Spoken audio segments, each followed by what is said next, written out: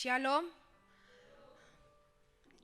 Jemaat umat Tuhan yang dikasihi Tuhan, dimanapun saudara berada yang menyaksikan online rekaman ini, saya percaya sukacita Allah melimpah dalam kehidupan saudara dan saya. Amin. Haleluya. Mau mempersembahkan yang terbaik untuk Tuhan. Amin. Mari kita puji Dia dengan segenap hati kita. Kita berikan yang terbaik, kita persembahkan yang terbaik lewat pujian penyembahan kita pada pagi hari ini. Siap memuji Tuhan, amin. Haleluya. Haleluya Yesus, haleluya. Kami bersyukur untuk kebaikan-Mu Tuhan, untuk kasih setia-Mu dalam hidup kami, untuk pemeliharaan-Mu, penyertaan-Mu yang sempurna dalam kehidupan kami Tuhan. Kami tidak tahu Tuhan, kalau hari-hari kami tanpa Tuhan, kalau kami tidak tahu Tuhan, kalau hari-hari kami berjalan tanpa Tuhan, Tuhan. Kami tidak mampu Tuhan, kami tidak dapat berbuat apa-apa. Tapi karena Roh-Mu tinggal dalam kehidupan kami, sehingga kami mampu melewati badai persoalan apapun yang datang dalam kehidupan kami Tuhan. Dan biarlah Tuhan, setiap masalah, persoalan yang kami hadapi mendatangkan kebaikan bagi setiap kami. Terima kasih Bapa, terima kasih. Kami mau naikkan ucapan syukur kami, ucapan terima kasih kami lewat pujian penyembahan kami pada pagi hari ini. Biar lewat pujian penyembahan kami Tuhan berkenan, Tuhan bersuka atas pujian kami, atas penyembahan kami. Sebab tidak ada yang bisa kami persembahkan Tuhan. Kami tidak memiliki apa-apa Tuhan. Tapi kami mau mempersembahkan hidup kami, mempersembahkan jiwa kami, segenap hati kami Tuhan, untuk mempermuliakan nama-Mu Bapa. Pakai kami Tuhan, urapi kami Bapa dengan Roh-Mu. Terima kasih Yesus, terima kasih Bapa. Haleluya Yesus, haleluya. Mari katakan Bapakku yang baik. Haleluya. Oh, syukur bagi-Mu Tuhan. Makasih Bapa.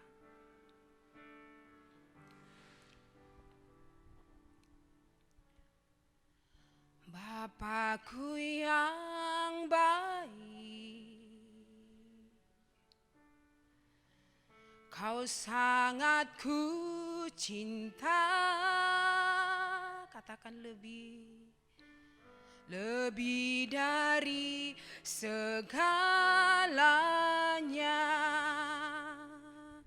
di dalam hidupku.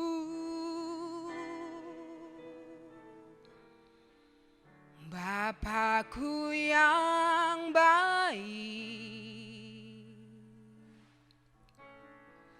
Engkau yang ku perlu, lebih dari segalanya. Kasih-Mu bagiku, katakan tak pernah berakhir. Tak pernah berakhir kasih setia-Mu, selalu nyata dalam hidupku. Tak pernah berhenti berharap padamu, Yesusku, Kau segalanya.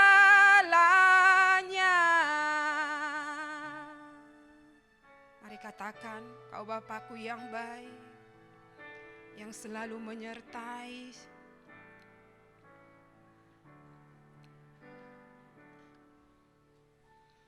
Bapakku yang baik,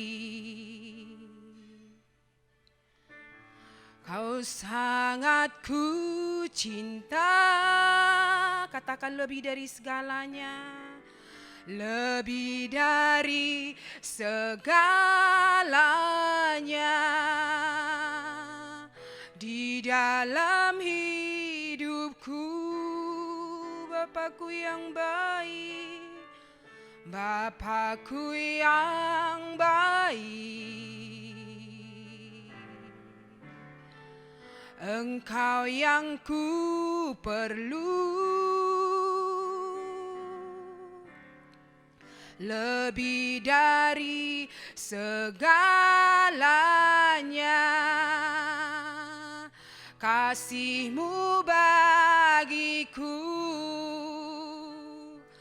tak pernah berakhir, kasih setia-Mu selalu nyata dalam hidupku, tak pernah berhenti berharap padamu, Yesusku, Kau segalanya.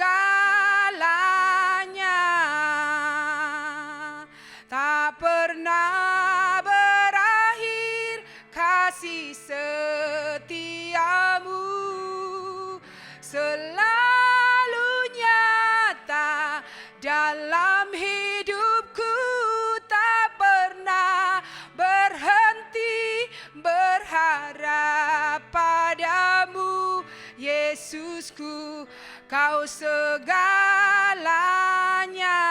Tak pernah berakhir, tak pernah berakhir kasih setia-Mu selalu nyata dalam hidupku, tak pernah berhenti berharap padamu, Yesusku, Kau segalanya.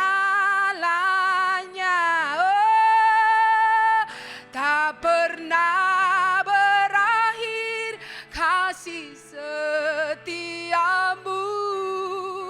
selalu nyata dalam hidupku, tak pernah berhenti berharap padamu, Yesusku, Kau segalanya, Yesusku, Yesusku, Kau segalanya. Oh Yesusku, Yesusku, Kau segalanya.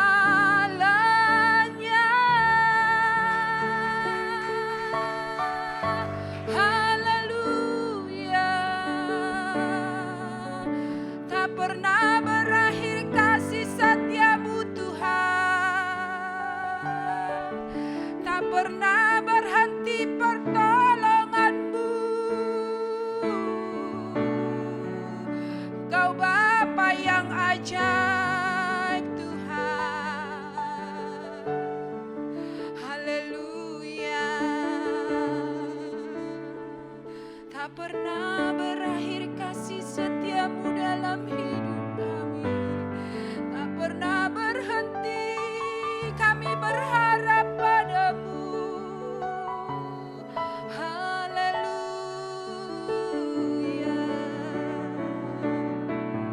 Haleluya. Sidikididaba, sidikididaba-laba. Pengharapan kami hanya Engkau, Yesus Tuhan. Pertolongan kami hanya daripada-Mu. Haleluya. Haleluya. Hanya Engkau pengharapan kami,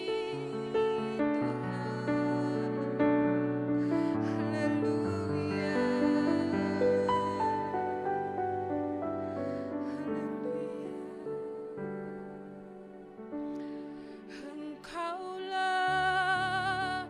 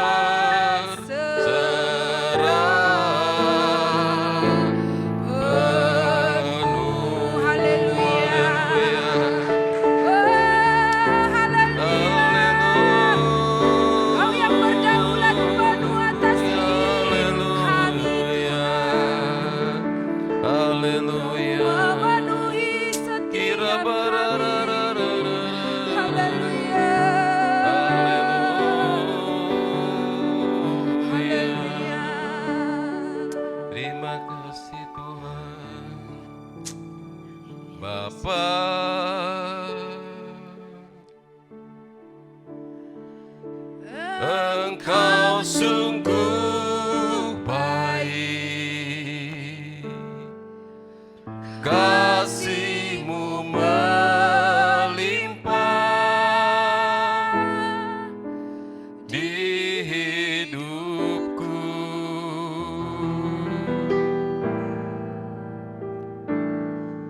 Bapa,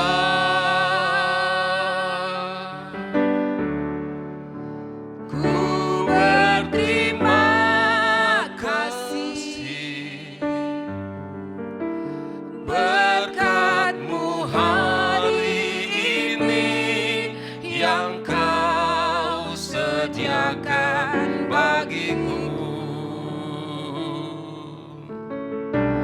ku naikkan syukurku buat hari yang Kau beri, tak habis-habisnya kasih dan rahmat-Mu, selalu baru dan tak pernah terlambat. Pertolongan-Mu besar, setia-Mu di sepanjang hidupku. Ku naikkan syukur, ku naikkan syukur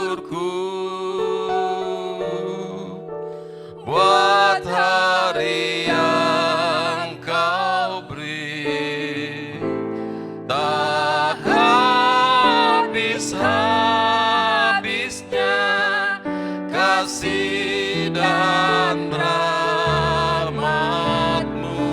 Haleluya.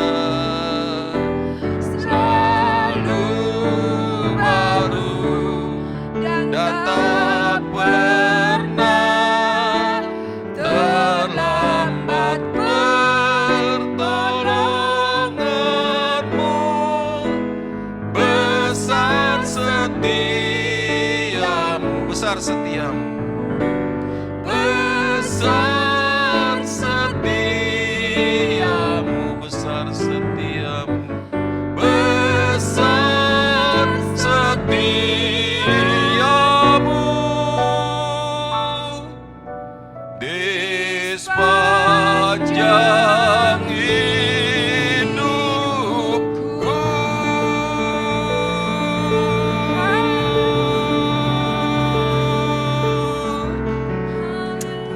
Benar Bapak, Engkau sungguh baik, bahwasanya kasih setiamu untuk selama-lamanya.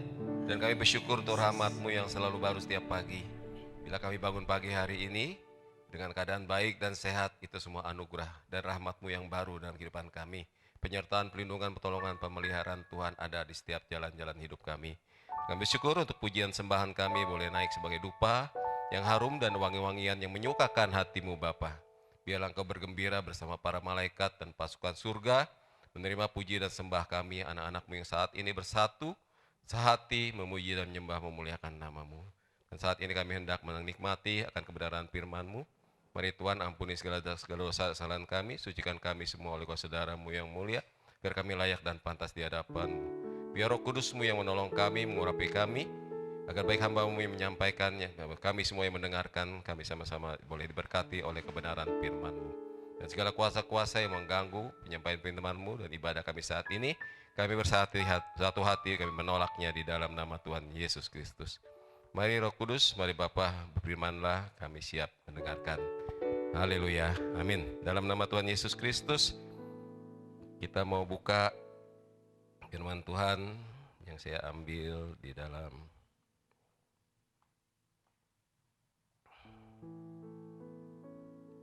Kolose pasal 2 ayat ke-7.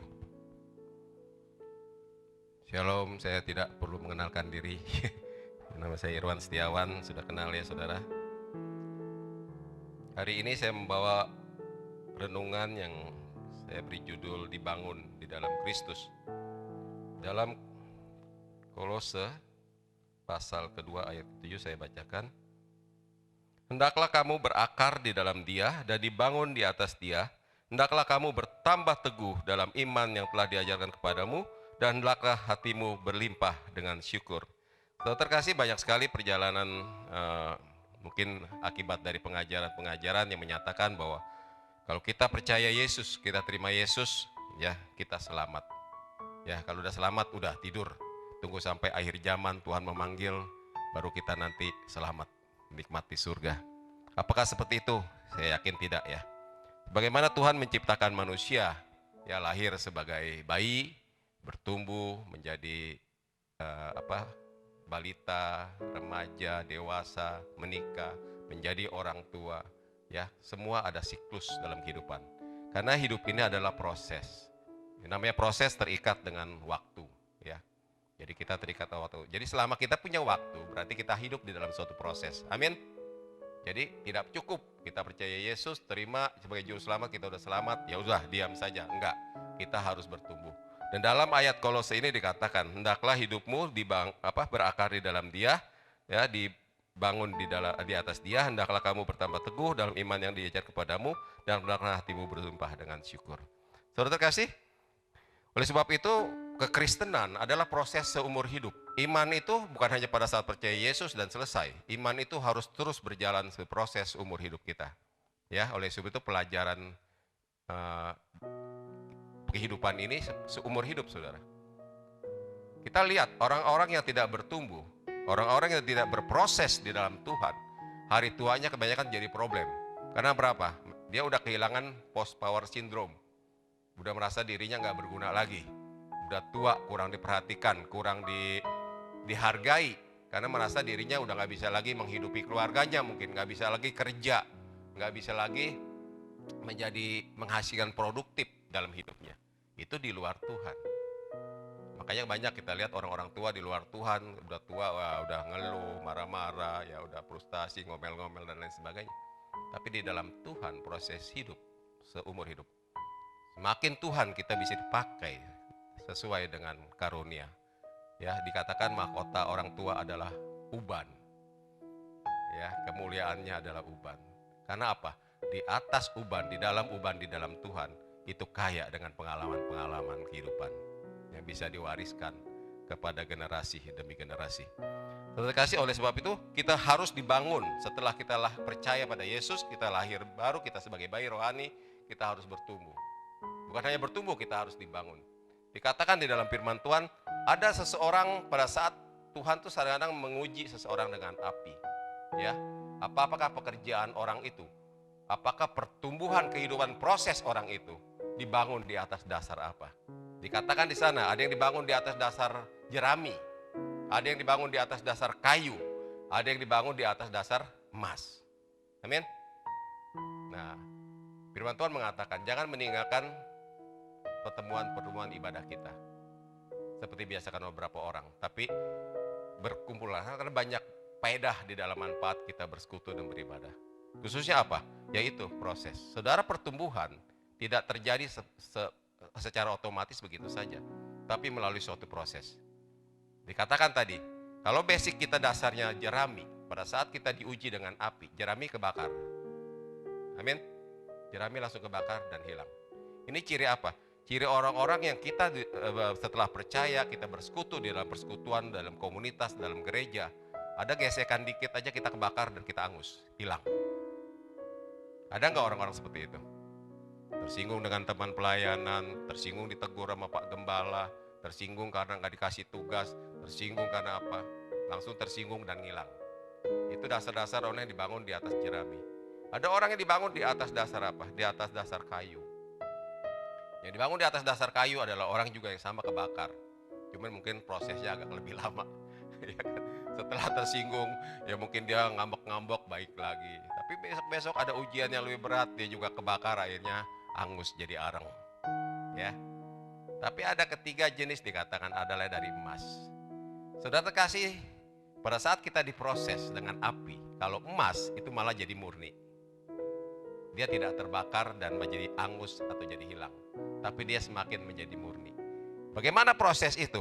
Pada saat seseorang mungkin datang ke gereja, maki-maki kita, ya, kita enggak membalas dengan maki-maki, kita mengampuni, kita membalas dengan kasih. Pada saat respon kita benar, suatu proses seperti proses emas, pada saat kita disakiti, kita memberikan pengampunan. Nah, itulah apa? Kuarsa ya. Katakanlah kalau emas kan enggak murni, tergantung berapa karat. Jadi kandungan apa? Kandungan timahnya, kandungan kuarsa, kandungan apa, logam-logam lain ada di dalam sana. Tapi manakala proses emas terjadi, pada saat kita mungkin dikata-katain orang, kita tidak marah, tapi kita mengampuni dan mengasihi. Nah, proses-proses timah-timahnya itu, kuarsanya itu hilang. Amin. Sehingga dikatakan kalau emas diuji dalam api, dia akan semakin murni.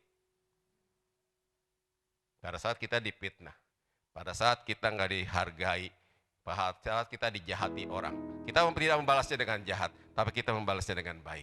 Nah, kotoran-kotoran kejahatan itu keluar dari diri hidup kita. Amin. Sehingga kita semakin murni. Apa tujuan pembangunan hidup kita di dalam Kristus? Kita baca di dalam Ibrani pasal 12 ayat 26.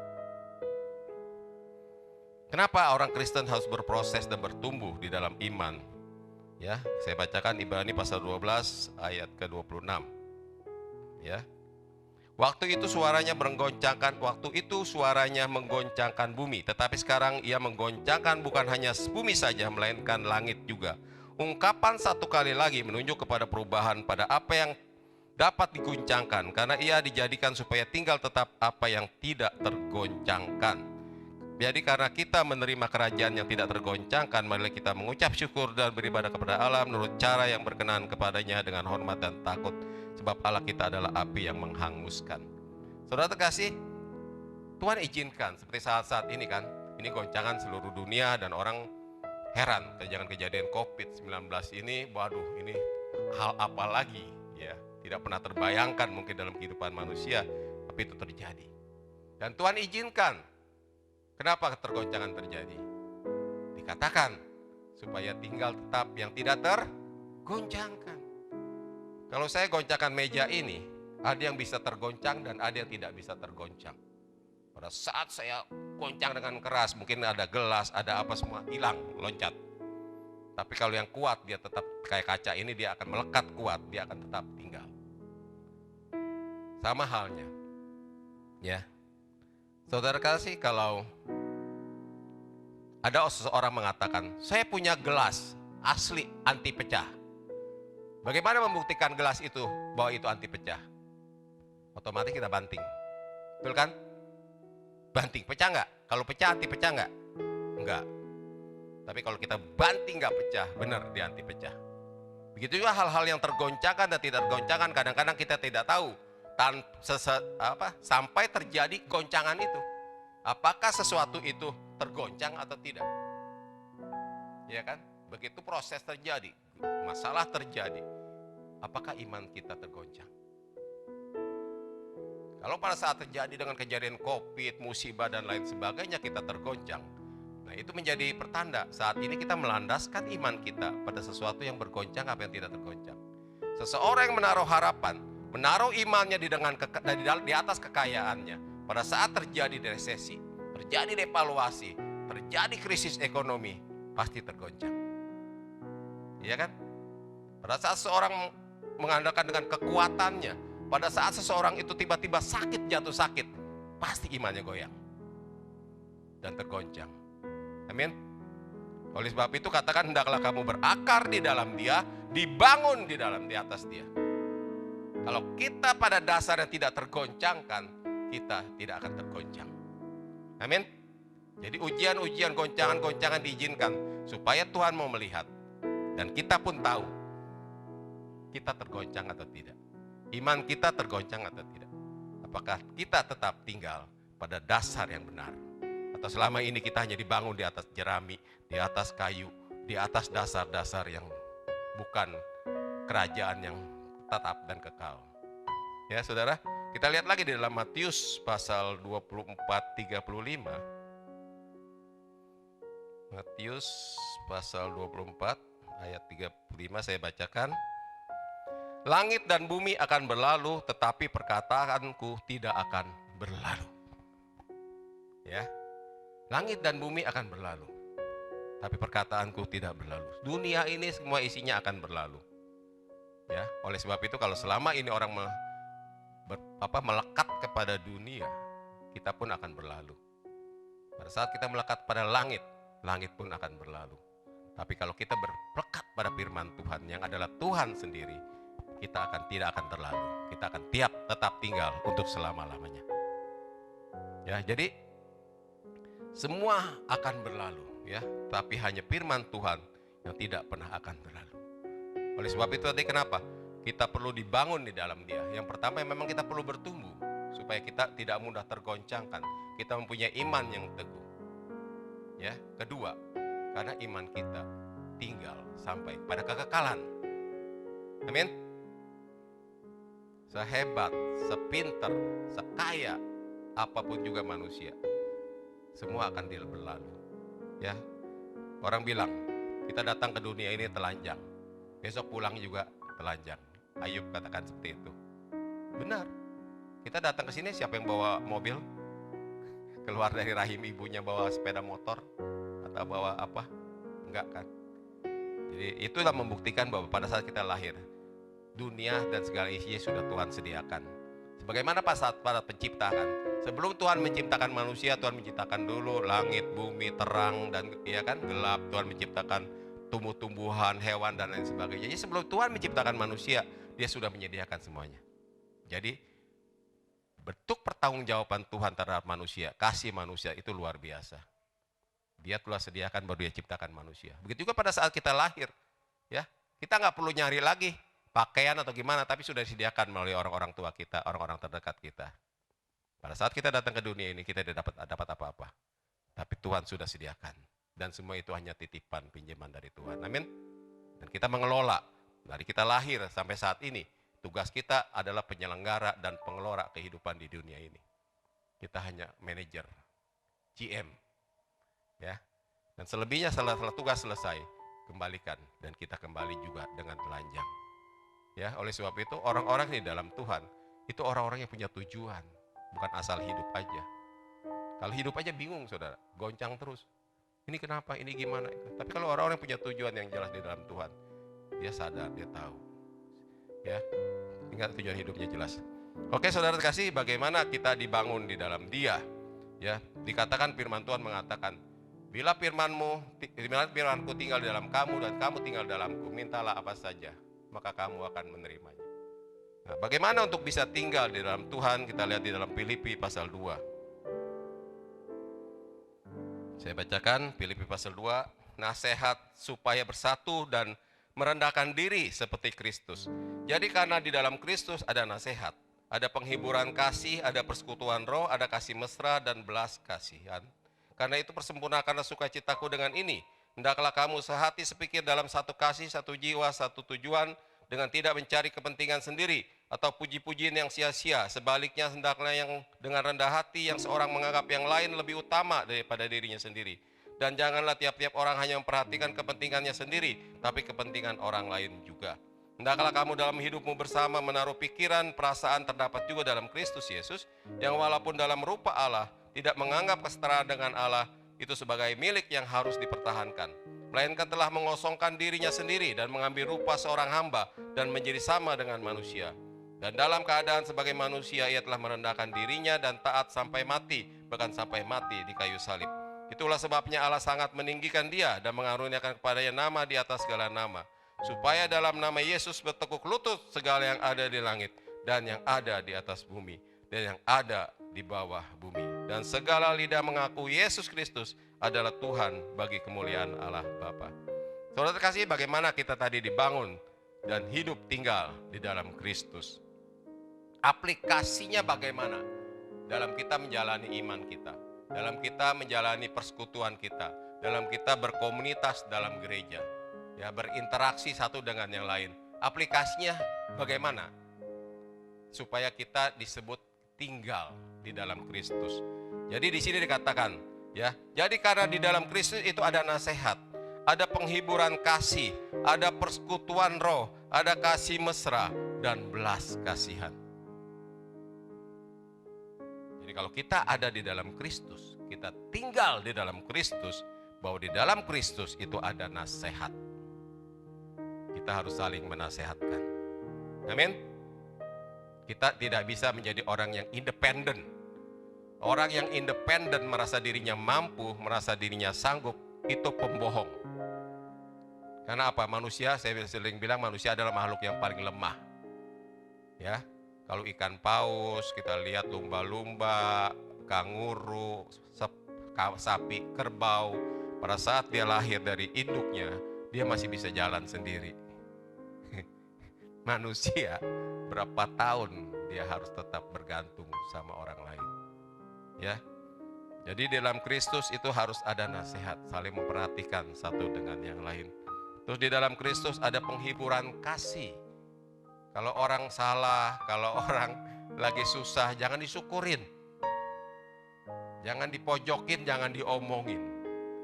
Jadi harus ada penghiburan kasih Tuhan. Amin. Nah, inilah orang-orang yang tinggal di dalam Kristus. Terus yang ketiga ada belas kasihan. Ada persekutuan roh. Selalu bersekutu. Saudara, saya katakan, kalau kita bersekutu, kan nyampur, ya kan? Bisa enggak kalau kita saling berbeda? Persekutuan yang ideal, persekutuan yang baik adalah kalau sejenis. Air sama air diaduk, nyampur. Amin. Mau air dari sumur, mau dari air keran, mau dari air dari mana, begitu diaduk air itu menyatu. Amin. Tapi kalau air dengan minyak diaduk, dicampur, nggak mau nyampur. Ya, Bu Rastini ya, pengalaman masakan seperti itu. Nah, oleh sebab itu dalam persekutuan roh kita harus dikatakan di ayat selanjutnya, karena itu karena itu sempurnakan sukacitaku dengan ini, hendaklah kamu sehati sepikir dalam satu kasih, satu jiwa, satu tujuan. Amin. Jadi kesatuan roh, kekompakan, kesehatian itu harus dibangun. Gak bisa terjadi seperti itu aja. Kita harus menghargai orang-orang pemimpin. Satu, menghargai pemimpin. Kedua, menghargai orang-orang yang memiliki pandangan lebih baik. Jangan orang gak bisa mimpin tapi dia mau memimpin, mimpinnya ngaco, kesian, berantakan semua. Kita harus menghormati orang-orang yang dianggap lebih dewasa. Nasihat-nasihat yang menurut kita lebih baik. Pendapat menurut kita lebih baik. Kita harus saling menghargai. Dan pada saat kita memilih yang terbaik, kita harus satu sepikir melakukan itu. Nah, kalau firman Tuhan, pada saat kita sehati sepikir, hidup rukun bersama, kesanalah Tuhan akan mencurahkan berkat-Nya. Amin. Kesehatian sepikir gak gampang. Karena apa? Egoisme manusia itu besar. Kecenderungan manusia atau hatinya jahat. Ya kan? Iri hati. Jadi kita harus selalu sadar, saudara.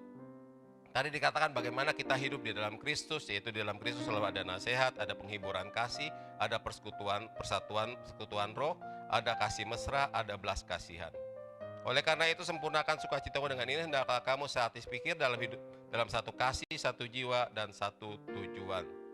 Ya, jadi di dalam Kristus kita harus sehati, sepikir, bersatu. Amin. Jadi tadi kalau kita hidup dibangun di dalam Kristus, berakar di dalam Kristus, itu ada itu semua. Baru kita benar disebut ada di dalam Kristus. Dan pada saat kita di dalam Kristus, apa yang harus kita lakukan? Kita harus selalu sehati sepikir. Amin. Ada masalah dipecahkan, bukan dibesar-besarkan. Ya. Saya mau cerita sedikit gini, saudara. Pengalaman hidup saya pada saat kita seringkali kan firman mengatakan ujian kadang-kadang seperti ujian api, betul kan? Pada saat seseorang lagi error, nggak tahu dia lagi hilang duit, atau habis diputusin pacar, atau dia habis di PHK, kita nggak tahu apa anaknya yang kurang ajar. Nah, orang yang error ini anggaplah lagi kebakar, gitu, ya kan? Sedang kebakar nih, karena diuji kan tadi dikatakan, sedang kebakar. Kadang-kadang nih anak yang lagi kebakar bikin masalah kepada kita, betul nggak? Tiba-tiba nggak salah-salah marah-marah kita, nyalahin kita gitu, bikin persoalan, bikin masalah. Saya bilang, kita yang sudah ngerti kebenaran, kita yang dewasa, jangan sampai ikut kebakar. Halo? Kadang-kadang kan kita gampang kebakar, begitu ngeliat orang kebakar, kita gak kebakar. Tiba-tiba dia nyalahin, emang nyolok, udah nyabar, kebakar. Apinya semakin besar, amin? Kalau ada ujian seperti itu, jangan kebakar, saudara. Jangan ada masalah, kita menjadi bagian dari masalah. Tapi kita harus ada di luar masalah. Supaya apa? Kalau kita ada di dalam masalah, kita bisa padami itu api. Amin? Jangan malah kita yang ikut kebakar. Kebanyakan orang terpancing. Ikut kebakar, makin gede. Wah, timbal lagi orang ketiga, kebakar lagi, makin gede loh tuh api. Itulah cikal bakal setan yang mau memecah belah kita. Saya kemarin cerita bagaimana ya, saya kadang-kadang sebagai orang tua, kita diperlukan kebijaksanaan. Apalagi anak-anak sekarang kritis. Anak-anak sekarang kritis. Merasa, ya emang beda lah. Zamannya dibesarkan sama kita beda. Makanya kadang-kadang seringkali orang tua sama anak tuh gak cocok. Seringkali berdebat dan berbeda pandangan. Pada saat saya juga, anak-anak saya tiba-tiba kurang ajar. Ya, ngata-ngatakan yang mungkin gak enak. Saya gak mau kebakar. Walaupun dalam secara hati kurang ajar, gue pites loh dari dulu. Dari kecil belum bisa ngomong, gue pites. Kadang-kadang kan orang seperti itu, tapi enggak. Kita salah ke orang yang lebih dewasa, kita jangan terbakar. Dia sedang terbakar. Kalau kita sama-sama terbakar kan sama-sama bodoh. Iya kan? Udah jangan terbakar. Pada saat dia walaupun ngatain dengan enak atau gimana, kita diam. Kita balas dengan kasih. Sudah. Kita tunggu. Besok kan apinya padam nih. Udah tenang dia, udah gak kebakar lagi. Jiwanya udah tenang. Ibarat kalau kolam ikan, kemarin kan keruh. Kalau keruh kan nggak bisa ngelihat apa-apa. Nggak bisa ngelihat mana kecebong, mana batu, mana ada udang, ada cumi, kita nggak tahu karena airnya keruh. Tapi pada saat airnya sudah jernih kelihatan nggak? Nah, pada saat kekeruhan jangan dibahas masalah. Karena pada saat saudara kita nggak akan dapat solusi yang baik. Karena posisinya airnya sedang keruh. Tunggu tenang dulu. Airnya beding. Udah tenang, nah panggil, sayang, kenapa kamu kemarin bisa kata-katain papa seperti itu? Papa kaget loh, kamu bisa seperti itu. Dia akan bilang, kalau memang ada sesuatu yang kita salah, dia ngomong, iya papa sih begini, gini, gini. Oh iya, kalau kita memang mengakui kita salah, kita minta maaf. Oh iya, sorry, aduh iya papa, nggak tahu, maaf ya. Maafin papa ya sayang. Kebakar nggak saudara? Bahkan lebih dingin, lebih sejuk dari sebelumnya. Amin. Jadi kadang-kadang kita tuh terpancing dalam suatu permasalahan, akhirnya kita jadi bagian dari masalah itu. Itulah yang terjadi saat ini di bangsa negara kita. Bahkan di seluruh belahan dunia, orang bukan menjadi solusi dari setiap permasalahan, tapi dia kerap kali menjadi bagian dari permasalahan. Sehingga permasalahan bukan semakin kecil, tapi semakin besar. Tuhan memerlukan orang-orang di dalam Tuhan menjadi problem solver, yaitu menjadi pemecahan dari setiap permasalahan. Saya tanya, kenapa Salomo didatangi oleh Ratu Sheba ya, dan semua orang datang kepada dia? Karena dia punya hikmat yang bisa memecahkan setiap permasalahan, menjawab setiap persoalan. Itu Salomo dicari orang. Bukan karena Salomo ganteng, enggak. Yang lebih ganteng dari Salomo banyak mungkin di Depok juga. Kenapa orang nggak datang ke Depok? Dia datang ke Salomo. Bukan karena Salomo kaya, mungkin yang kaya juga banyak. Saudara, segala sesuatu, orang cari Salomo karena dia berhikmat. Bisa menyelesaikan suatu masalah. Amin. Anak-anak Tuhan harusnya menjadi problem solver. Pemecah semasalah, bukan menjadi bagian dari masalah. Makanya saya rindu jemaat Cinta Bolepat ya. Menjadi pemecah masalah. Menjadi berkat bukan hanya untuk jemaat sini saja, tapi menjadi berkat bagi siapa saja yang punya masalah. Amin. Itu yang Tuhan kehendaki, karena Tuhan menghendaki kita menjadi saksi dan terang. Bukan hanya untuk lingkungan kita, untuk bagi bangsa-bangsa. Amin. Ya, jadi kita jangan terbakar oleh masalah, kita atasi masalah dengan baik. Ya. Oleh sebab itu kalau sudah gitu, kalau misalnya tadi anak saya tiba-tiba dia ngomong, "Waduh enggak, maaf Pak, kemarin saya lagi kacau." Mungkin, oh ya udah lain kali jangan diulangin lagi sayang. Itu nggak baik. Itu namanya kurang ajar. Ya, kalau perlu diketok kepalanya dikit, tok, itu namanya kurang ajar biar otaknya lempeng. Ya saudara. Jadi seperti itu. Ya, yang pertama itu kita harus satu sepikir dalam kasih. Yang kedua dikatakan ayat yang ketiga, dengan tidak mencari kepentingan sendiri atau puji-pujian yang sia-sia, sebaliknya hendaklah dengan rendah hati yang seorang menganggap yang lain lebih utama daripada dirinya sendiri. Yang kedua, kita tidak boleh egois. Kecenderungan hati manusia bawaan orok itu egois. Maunya diperhatiin, nggak diperhatiin ngambek. Amin. Betul apa betul? Tapi seorang kakak yang dewasa, dia tidak mau diperhatikan oleh adiknya. Tapi justru dia maunya memperhatikan adiknya. Amin. Jadilah dewasa di dalam Tuhan. Jangan jadi orang-orang yang mau diperhatikan. Tapi justru kita harus menjadi orang-orang yang memperhatikan. Amin. Karena firman Tuhan mengajarkan begitu. Di dalam Kristus, ya kita tidak boleh egois. Amin. Ketiga, dan janganlah tiap-tiap orang hanya memperhatikan kepentingannya sendiri, tapi kepentingan orang lain juga. Saudara, apa yang kamu kehendaki orang lain perbuat kepada kamu, perbuatlah dulu. Amin. Saudara mau dihormatin orang? Hormati semua orang. Betul. Saudara mau dibenci orang? Benci semua orang. Mudah kan? Saudara, orang lain mau baik dengan saudara? Berbuat baik pada orang.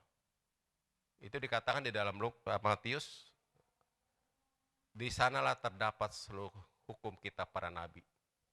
Iya kan? Itu hukum luar biasa. Jadi apa juga yang kamu hendak orang lain lakukan, lakukan. Kamu dihormati, hormati semua orang. Kamu dikasih, kasih semua orang. Kamu akan menuai kasih. Sebab apa yang kamu tabur, itu akan kamu tuai. Semua yang kita lakukan kembali kepada kita. Amin. Ya, jadi dikatakan di sini, yang keempat, janganlah tiap-tiap orang hanya mementingkan kepentingan sendiri, tapi kepentingan orang lain juga. Saya tanya di sini, ada nggak orang yang senang kepada orang yang egois? Tapi kenapa kita seringkali egois? Halo. Nah, saya sering bilang tadi kan itu bawaan orok. Karena manusia kecenderungannya jahat, kecenderungannya egois, kecenderungannya mau menang sendiri. Iya kan? Ingat, ini penyakit orok namanya. Oleh sebab firman Tuhan mengatakan, kalau orang mau ikut aku, pikul salib, sangkal diri. Ya kan? Kita harus rajin, sangkal diri. Begitu kita perasaan, aduh gue egois amat, sangkal. Oh ini bukan gue, ini nggak Yesus banget. Gitu kan. Ya sangkal diri, pikul salib. Walaupun dikata-katain, kita pikul salib kita. Amin. Karena kita tahu di dalam salib ada kemenangan. Ya. Yang ketiga tadi, jadi dan janganlah tiap-tiap orang hanya perhatikan kepentingan sendiri, tapi kepentingan orang lain juga. Hendaklah kamu dalam hidupmu bersama menaruh pikiran, perasaan yang terdapat juga di dalam Kristus Yesus. Ya, yang keempat adalah miliki hati seperti hati Yesus. Miliki karakter Kristus. Saudara, orang bisa cepat naik dengan karunia. Orang bisa naik dengan berbagai macam pendidikan, aksesoris, ya kan? Misalnya tiba-tiba di sini di Liga ya, Sinta ya. Di Sinta belum ada yang punya helikopter. Tiba-tiba saya besok pindah ke Sinta. Saya punya helikopter, saya parkir di depan rumah saya. Tiba-tiba, wah, Pak Irwan orang hebat. Betul? Semua karunia, semua bisa dibuat, bisa didandan. Tapi yang hanya bertahan sampai kekekalan, itu hanya karakter. Oleh sebab itu dikatakan, ketiga hal ini, iman, pengharapan, dan kasih. Tapi yang paling besar apa? Kasih. Karena kasih karakter Tuhan, Yesus sendiri, Tuhan sendiri. Karena apa? Iman, pada saat kita bertemu dengan Tuhan, hilang. Betul lah betul?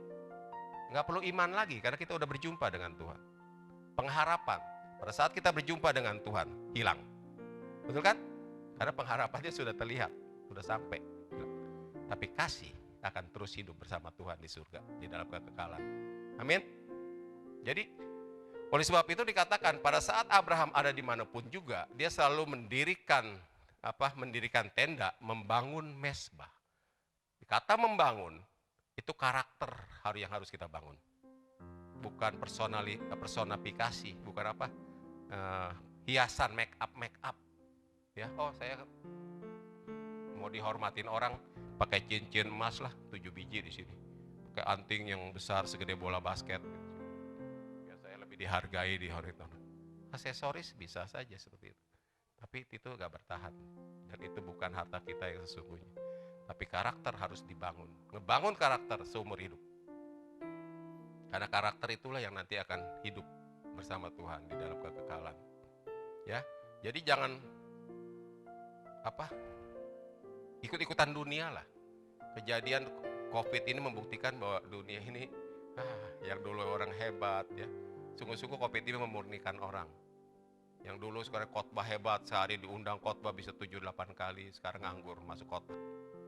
Artis-artis rohani yang terkenal hebat diundang ini sekarang juga nggak laku gitu. Pada nangis. Itu saudara. Jadi kita harus tetap teguh dibangun di dalam Kristus, bertumbuh. Jadi yang keempat tadi, kita harus memiliki hati Kristus dan menjadi teladan. Dikatakan seperti apa? Hendaklah kamu dalam hidupmu bersama menaruh pikiran, perasaan juga yang terdapat dalam Kristus, yang walaupun dalam rupa Allah tidak menganggap kesetaraan dengan Allah itu sebagai milik yang harus dipertahankan. Bayangin, dia Allah, bukan manusia biasa, bukan manusia hebat, tapi dia Allah. Tapi dia telah mengosongkan dirinya. Luar biasa nggak? Ini yang perlu kita teladani. Manusia baru punya dikit aja udah pengen tampil, pengen merasa dirinya hebat, pengen merasa dihormati, pengen merasa dipandang. Oleh sebab itu, kita nggak pernah merasa peninggian. Melainkan telah mengosongkan dirinya sendiri dan mengambil rupa seorang hamba dan menjadi sama dengan manusia. Dan dalam keadaan sebagai manusia, ia telah merendahkan dirinya dan taat sampai mati, bahkan sampai mati di kayu salib. Itulah sebabnya Allah sangat meninggikan dia dan mengaruniakan padanya nama di atas segala nama, supaya dalam nama Yesus bertekuk lutut segala yang ada di langit dan ada di atas bumi dan ada yang di bawah bumi, dan segala lidah mengakui Yesus Kristus adalah Tuhan bagi kemuliaan Allah. Saudara, perihal peninggian, merendahkan, meninggikan seseorang itu bukan bagian manusia, itu bagian Tuhan. Amin. Firman katakan, bila aku menutup, tidak ada yang bisa membuka. Kalau aku membuka, tidak akan bisa menutup. Jadi otoritas membuka menutup ada siapa-siapa? Ketetapan ada di tangan Tuhan. Pada saat aku meninggikan orang, tidak ada yang bisa merendahkan. Pada saat aku merendahkan seseorang, tidak mampu orang akan meninggikan. Amin. Kadang-kadang manusia berusaha dengan kemampuannya sendiri, ya, pakai bedak merek mahal, pakai anting, mutiara, pakai kalung, pakai apa lagi, pangkat mungkin, kedudukan, pakaian, aksesoris mobil, perhiasan, bisa. Tapi perihal peninggian hanya ada di dalam Tuhan. Ya, yang membukakan pintu kesempatan anugerah hanya Tuhan, bukan manusia. Sebab kita bisa meladani Tuhan Yesus Kristus.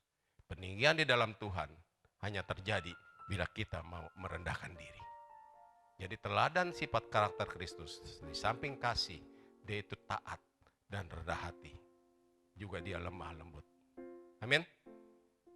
Ya, belajar padaku sebab aku lemah lembut dan rendah hati. Ya, jadi pada saat kita mau merendahkan diri di hadapan Tuhan seperti teladan Yesus, maka Tuhan akan meninggikan kita. Amin. Proses kuasa peninggian. Kita nggak usah berusaha. Pada saatnya kalau kita mau merendahkan diri, Tuhan pasti tinggikan kita. Tapi pada saat kita mau meninggikan diri, malah kita akan direndahkan. Amin. Tuhan Yesus Kristus memberkati. Saya kembalikan kepada Pak Agus.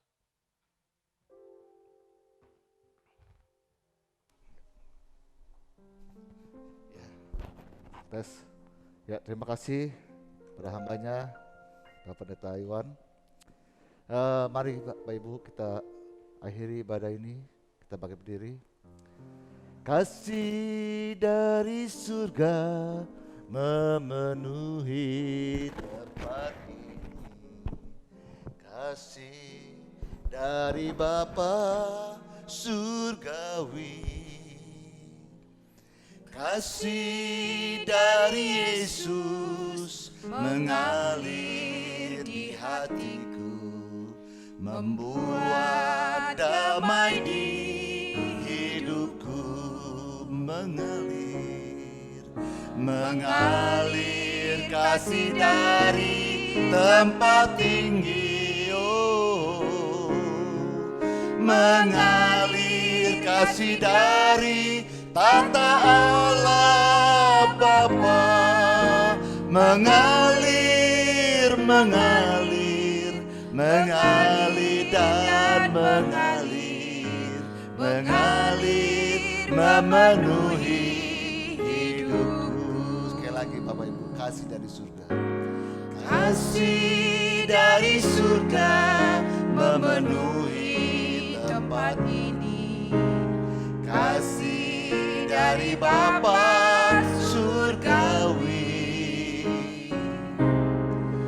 Kasih dari Yesus mengalir di hatiku, membuat damai di hidupku,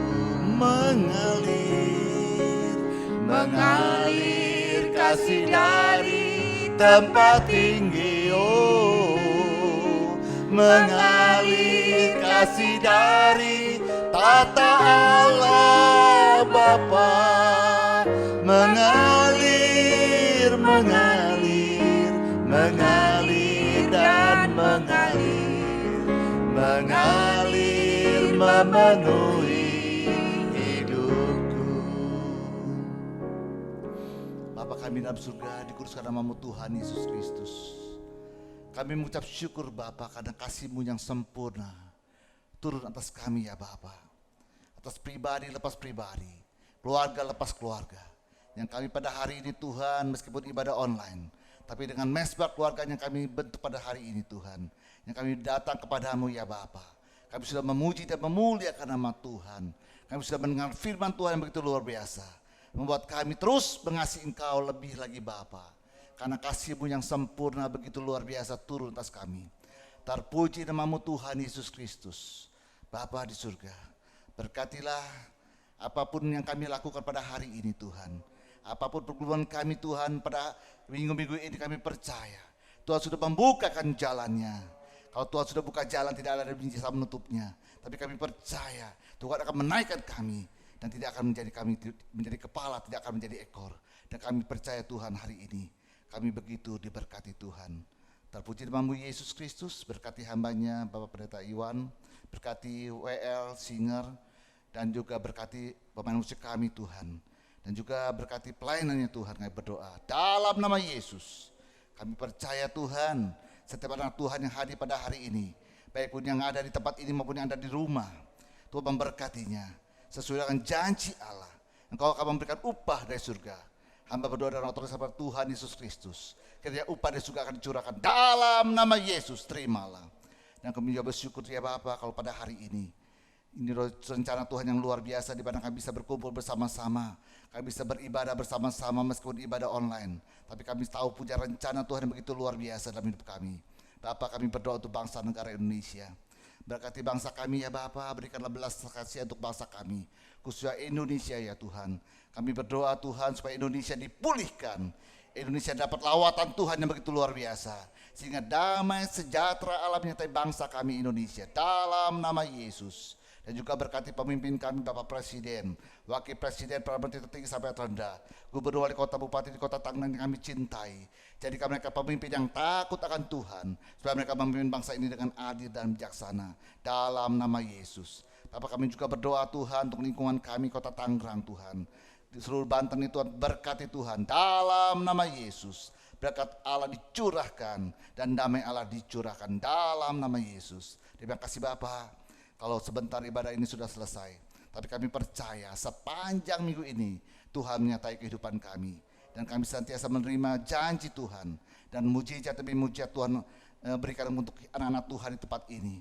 Kami percaya dalam nama Yesus, kami akan merasakan begitu besarnya kuasa-Mu Tuhan dalam nama Yesus. Kami diberkati, usaha pekerjaan kami, rumah tangga kami, pelayanan kami, gereja kami diberkati dalam nama Yesus. Terima kasih Bapak.